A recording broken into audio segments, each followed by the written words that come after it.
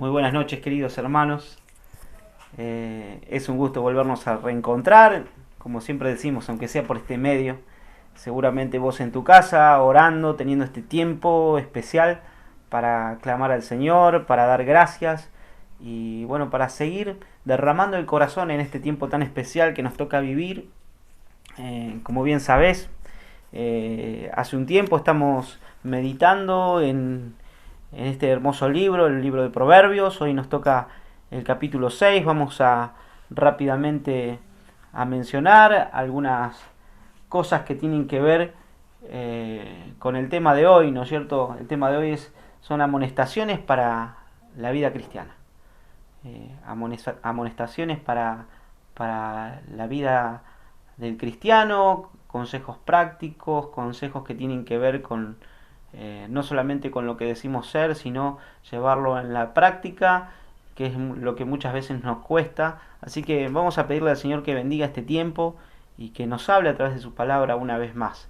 Señor, queremos llegar hasta tu presencia para agradecerte por este tiempo, para agradecerte, bueno, por las oraciones que probablemente mis hermanos están elevando hacia tu presencia, al trono de la gracia, donde podemos alcanzar el oportuno socorro, Señor, para nuestras necesidades, pero también para agradecerte por tu gracia, por tu misericordia, por el perdón de nuestros pecados, por Jesucristo, quien vino a morir y a rescatarnos de nuestra vana manera de vivir. Gracias, Señor, porque en Él fuimos aceptos y hoy podemos entrar con libertad delante de tu presencia. Por eso queremos una vez más rogarte, Señor, en el nombre de Jesús, por sus méritos te pedimos que tú nos hables, que tu palabra sea un bálsamo, un ancla que pueda suplir nuestra necesidad y que pueda no solamente confortarnos, sino desafiarnos para poder cambiar aquello que está incorrecto en nuestra vida, Señor. Por eso queremos ponernos en tus manos en este tiempo y una vez más rogarte, Señor,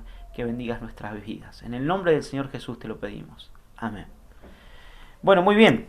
Decíamos que estamos meditando en el capítulo 6 de Proverbios y nos toca este hermoso pasaje donde vamos a dividirlo en seis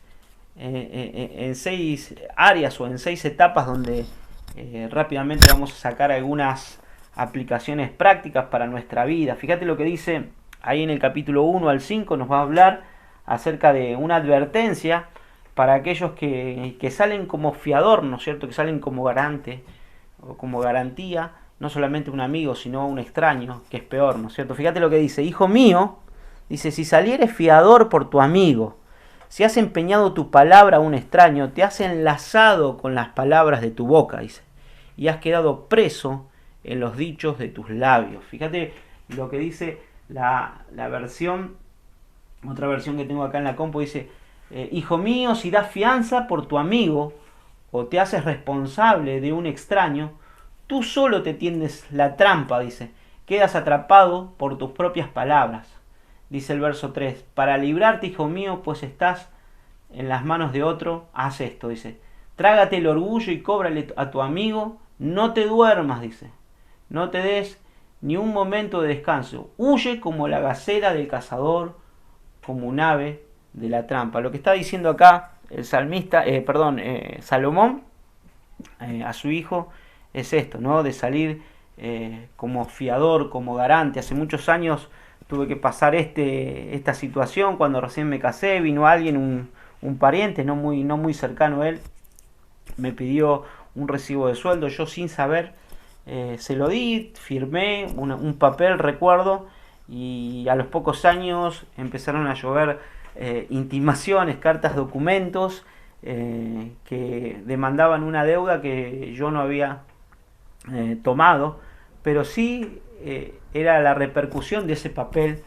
que yo había firmado en su momento sin saber, ¿no es cierto? Y créanme que fue muy perjudicial para nosotros, de manera no solamente afectiva, sino también de manera económica. Tuvimos que acomodarnos para poder pagar esa deuda. Me quedé preso de ese papel, de ese compromiso que asumí sin saber, ¿no es cierto? Sin medir las consecuencias. Y muchas veces esto es una realidad en nosotros, ¿no es cierto? Muchas veces esto pasa muy seguido de poder tomar compromisos que quizás no vamos a poder llevarlo adelante. Me refiero, qué sé yo, a cuestiones que tienen que ver con lo material. No estoy hablando, por ejemplo, por ejemplo, ¿no?, de lo que Pablo hizo con Onésimo. ¿Recuerdan? Ahí en Filemón, cuando él le escribe, le dice Pablo que todo lo que Onésimo hizo, había hecho, dice, cárgalo a mi cuenta, dice, aunque tú también te me debes, dice, tú me debes también a mí, ¿no es cierto eso? Pero él estaba hablando acerca de una vida transformada y que de pronto antes del Señor, de conocer a Cristo, era de una manera, y después de conocer a Cristo su vida cambió totalmente. Y bueno, él pone esa garantía de que Cristo vivía en Onésimo, de que Dios había transformado su vida y que era útil en ese momento después que había conocido a Cristo. No estoy hablando de eso, lo que estoy hablando es acerca de los recursos que Dios nos da permanentemente. Vivimos en una sociedad donde vos coincidirás conmigo que nuestro sueldo, que lo que ganamos a veces es insuficiente. Nuestro poder adquisitivo se pierde porque vivimos en un país prácticamente dolarizado, donde cada vez nos cuesta más llegar a fin de mes, donde cada vez nos cuesta más solventar nuestros gastos básicos. Eso es así, es una realidad. Aún así, querido hermano, Dios promete ser fiel con lo que necesitamos. Y promete que si somos fieles a su palabra y que si obedecemos a lo que Él nos insta, Él puede bendecirnos muchas veces en mi vida, y vos también coincidirás con esto, estando en quietud, dependiendo de su soberanía, de su gracia, de su misericordia para con nosotros, hemos recibido bendiciones aún sin hacer nada, ¿no es cierto? Y podemos ver la mano de Dios que provee una y otra vez para nuestras necesidades. Ahora, eso es por un lado esperar en Dios, pero por otro lado está también nuestra negligencia, nuestra actitud de querer tomar compromisos muchas veces, créditos que a veces no podemos llegar a pagar y que de pronto se van acumulando. Y lo que está diciendo Salomón aquí es, caíste preso en esta situación, caíste en un lazo del cazador, tenés que empezar a correr, no te permitas dormir. Fíjate lo que dice acá, dice, no des sueño, verso 4, a tus ojos, dice, ni a tus párpados adormecimiento, escápate como gacela de la mano del cazador. Hermano, ojo con los créditos, cuando tomamos créditos. Si estás en una situación así, no te lo guardes, compartí con algún hermano que esté capacitado, que sea espiritual y que te ayude para que puedas organizar ese aspecto, porque tiene que ver mucho con el creyente, tiene que ver con tu vida espiritual, tiene que ver con tu salud espiritual y tu relación con Dios. Mucho cuidado. También con la tarjeta de crédito. La tarjeta de crédito es muy lindo porque vos pasás en un aparatito y parece que no pagás nada. Pero más de una vez, más de uno de nosotros puede darte testimonio de que cuando pasamos ese plastiquito llega a fin de mes y nos encontramos con sorpresas y tenemos que refinanciar las deudas y aún seguir refinanciando los intereses, y se hace toda una bola que de pronto muchas veces nos cuesta horrores, años y años, tratar de resolver las malas decisiones que hemos tomado. Aprendamos a confiar en el Señor y a tener esos recursos que Él nos da y a poder pedirle a Él sabiduría para que con temor del Señor podamos vivir con las cosas que Él nos da, sin salir como fiador a un extraño, sin tomar compromisos que de pronto después nos pueden traer grandes dolores de cabeza y aún nos puede afectar inclusive hasta en nuestra vida espiritual. En segundo lugar, hay una reprensión ahí a partir del 6 al 11, del verso 6 al 11, a la pereza. Esto tiene que ver también muchas veces con nosotros. Cuando yo era adolescente, mi padre me veía dormir mucho, evidentemente. Yo tenía una vida desorganizada, muchas veces desordenada. Entonces eran tipo 11, 11 y media, no trabajaba, a las 12 estaba durmiendo, y él tenía por costumbre abrirme las ventanas y ponerse a silbar. Él silbaba sus temas de antaños, y bueno, yo ahí entendía que lo que estaba haciendo estaba mal, ¿no es cierto? Estaba excediéndome en los horarios que establecía que tenía que dormir, tenía que estar en otro lado y bueno, estaba durmiendo porque por mi propia vida desordenada. Ahora, qué feo y qué triste, ¿no? Fíjate vos lo que dice el verso 6. Dice, ve a la hormiga, oh perezoso, mira sus caminos y sé sabio, dice, tal cual, la cual no teniendo capitán, ni gobernador, ni señor, prepara en el verano su comida y recoge en el tiempo de la siega su mantenimiento. Dice el verso 9, perezoso, ¿hasta cuándo has de dormir? ¿Cuándo te levantarás de tu sueño? Un poco de sueño, un poco de dormitar y cruzar por un poco las manos para el reposo. Y dice el verso 11, dice, así vendrá tu necesidad como caminante, dice, y tu pobreza como hombre armado. Dice, esta versión dice, la pobreza vendrá y te atacará como un vagabundo armado. Qué tremendo, ¿no?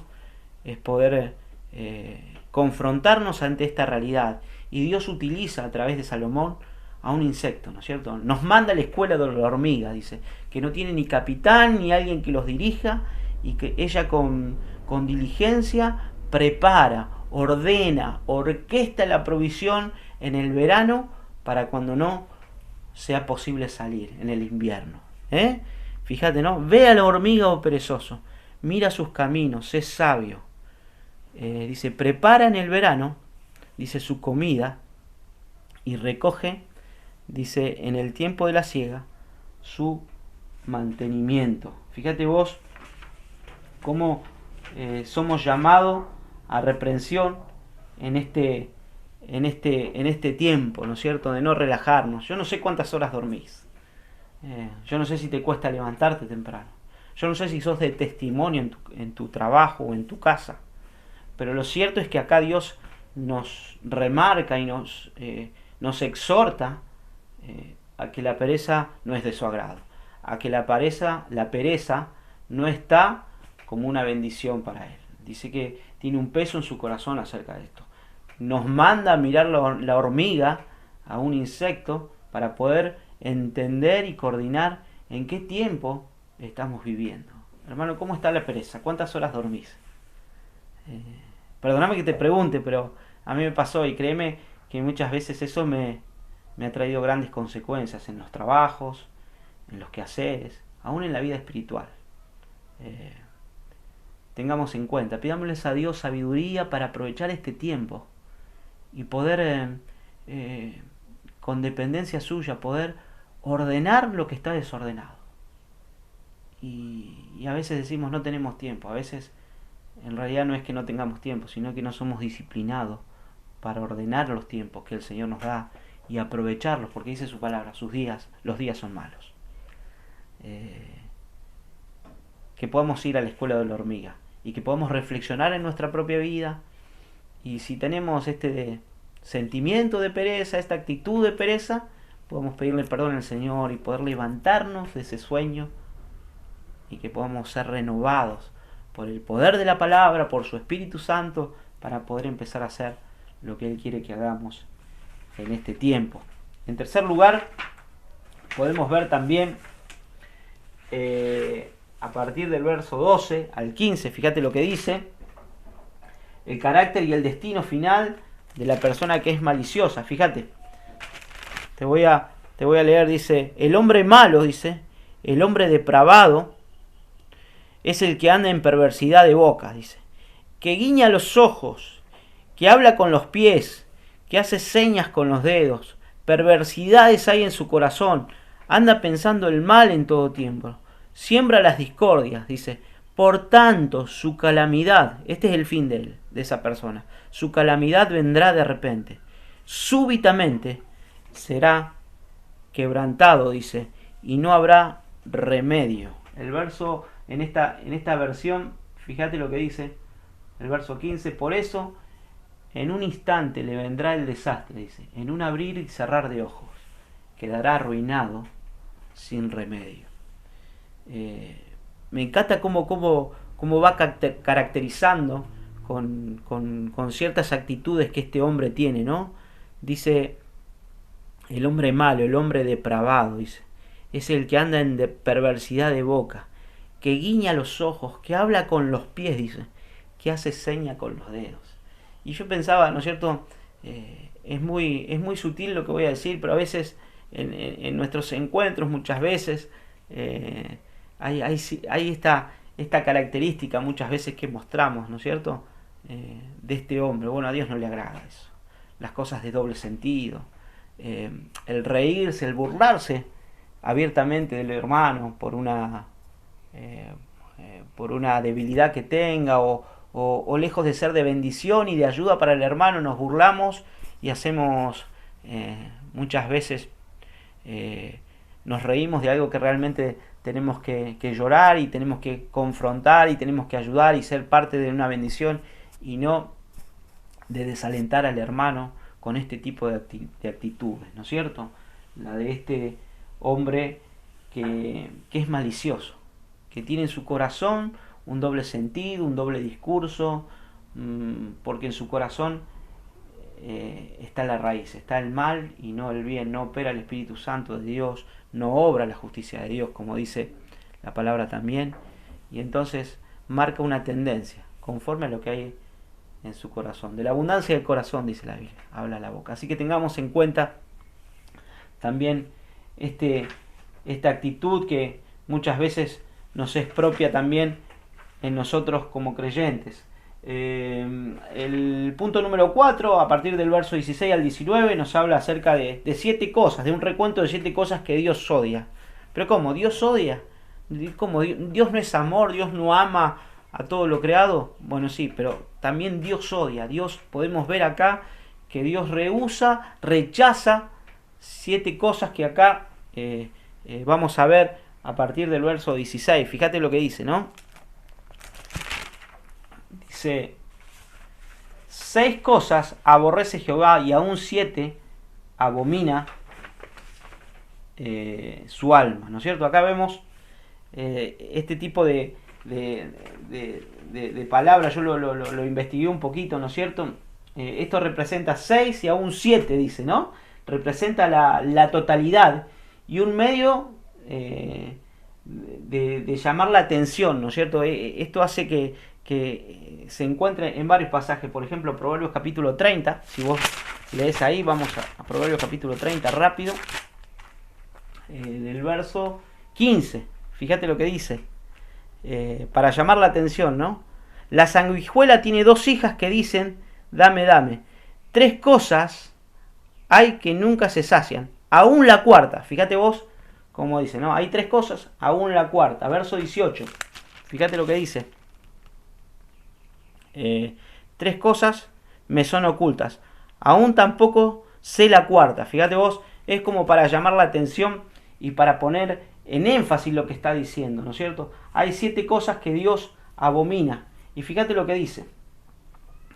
Volvemos al 16, verso 16. 6 cosas aborrece Jehová y aún 7 abomina su alma, dice. Los ojos altivos, los ojos altivos, ¿qué más? La lengua mentirosa, las manos derramadoras de sangre inocente, el corazón que maquina pensamientos inicuos, los pies presurosos para correr al mar, el testigo falso que habla mentira y el que siembra discordia entre hermanos. Fíjate, ¿no? Cómo estas 7 cosas son las que Dios odia, las que Dios aborrece y las que de pronto son muchas veces propias en nosotros a la hora de manejarnos en nuestra vida cotidiana, ¿no es cierto? Los ojos altivos. Acá tiene que ver con el orgullo, con la autosuficiencia que muchas veces tenemos. Pues haya, como te decíamos, ¿no es cierto?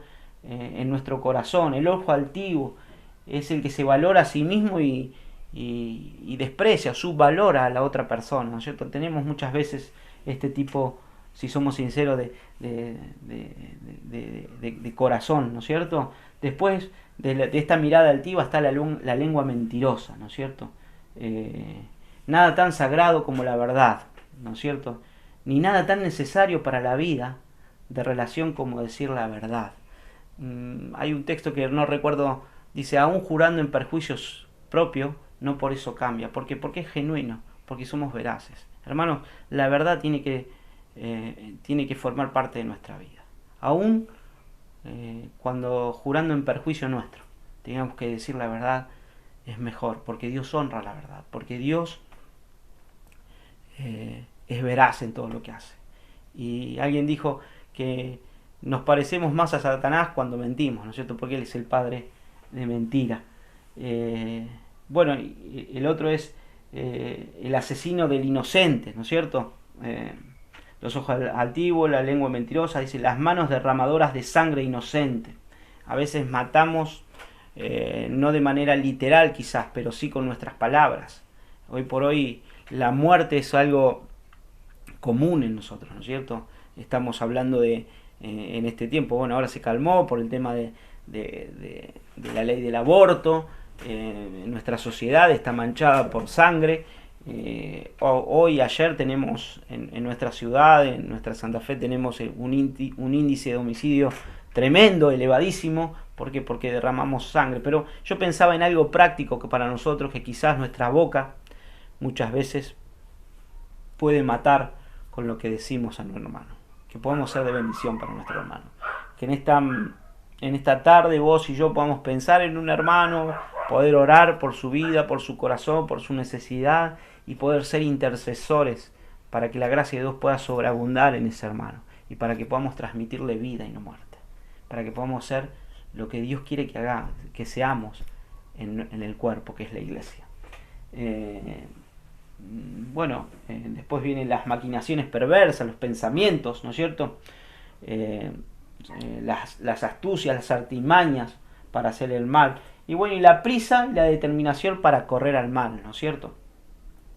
Y después, bueno, está el testigo falso, de hablar falsedades. Deuteronomio, capítulo 19, del 16 al 21, hablando Dios al pueblo, dice que cuando había algún testigo falso, no solamente tenían que confrontarlos con un juez, sino que de comprobarse que era falso, esa persona iba a sufrir las cosas que él pensó en hacerle al otro. Así que Dios rehúsa, Dios aborrece ese tipo de situaciones y de sentimientos que hay en nuestros corazones a la hora de ver y de evaluar todo eso, ¿no es cierto? Así que seguimos rápidamente. En el verso 20 al 23 hay una exhortación, ¿no es cierto?, a familiarizarse con la palabra de Dios. Decíamos al principio, ¿no es cierto?, que hay una advertencia para que sale el fiador con los recursos que hacemos. Hay una advertencia también contra la pereza. Hay un carácter y un destino final de la persona maliciosa, dice. Y hay un recuento de 7 cosas, estuvimos resumiendo rápidamente, de lo que Dios odia. Pero ¿cómo repelemos eso? ¿Cómo tratamos de sobrellevar en tiempo y en forma esas cuestiones que nos afectan, que nos asedian? Con la palabra de Dios, hermano. Con la palabra de Dios, fíjate lo que dice, verso 20 al 23. Lo tenés ahí. Guarda, hijo mío, el mandamiento de tu padre y no dejes la enseñanza de tu madre. Átalos siempre en tu corazón. Enlázalos a tu cuello. Te guiarán cuando andes, cuando duermas, te guardarán, te darán paz. Eso es lo que quiere decir.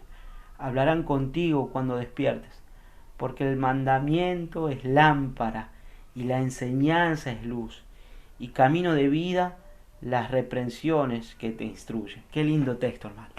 Que podamos en este tiempo aferrarnos cada vez más a la palabra de Dios.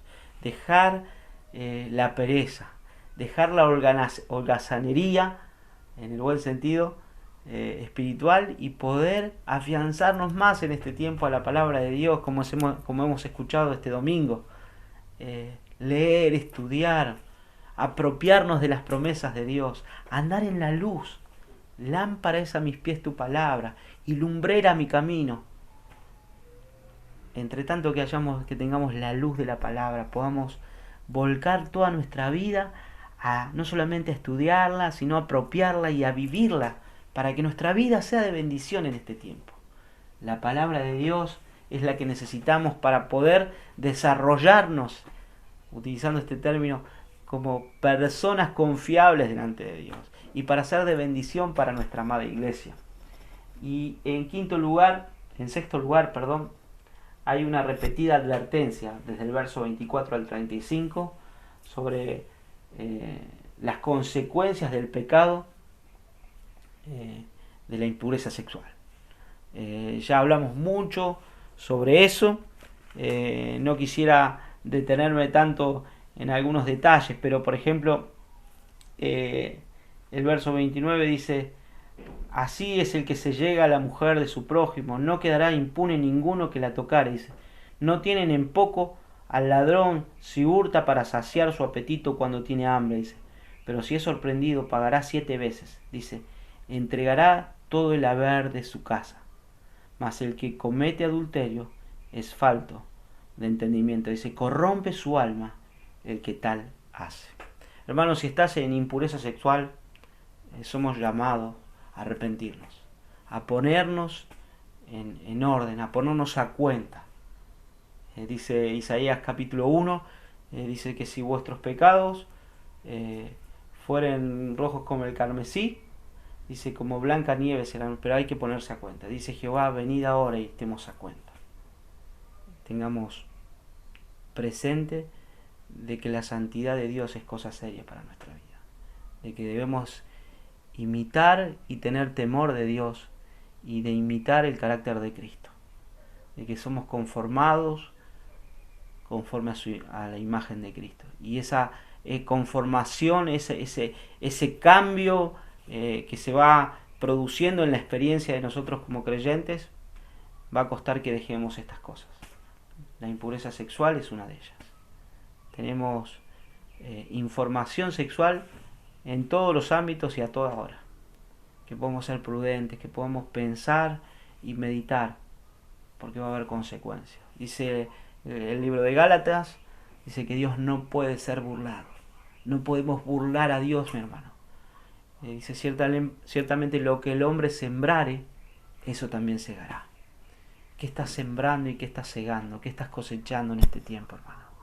Ojalá que nuestra siembra sea una siembra que pueda dar frutos a 100 por 1, pero esos frutos espirituales que Dios quiere de vos y de mí. Que podamos afianzarnos en la palabra de Dios, para que juntos como iglesia podamos estar atentos, podamos estar sensibles a la voz de Dios, a lo que Dios quiere hacer en este tiempo y a poder ser parte, porque Él nos quiere usar, porque somos instrumentos escogidos, pero limpios, aprobados, no descalificados, aprobados en sus manos amorosas. Volvé a la cruz, volvé a Cristo si estás lejos hoy, ponete a cuenta con Él, decirle: Señor, te pido perdón por mis pecados. Reconozco que el sacrificio que vos hiciste en la cruz es suficiente aún para cambiar mi realidad hoy. Te pido que me ayudes, que me des una oportunidad más para seguir adelante y poder, como te decía, ¿no es cierto?, seguir a través de estos principios, de estas amonestaciones para el cristiano, para que sea de bendición no solamente para vos, para tu familia, sino para nuestra amada iglesia. Que el Señor te bendiga en esta noche y que Dios nos guarde en este tiempo tan especial. Nos vemos la próxima.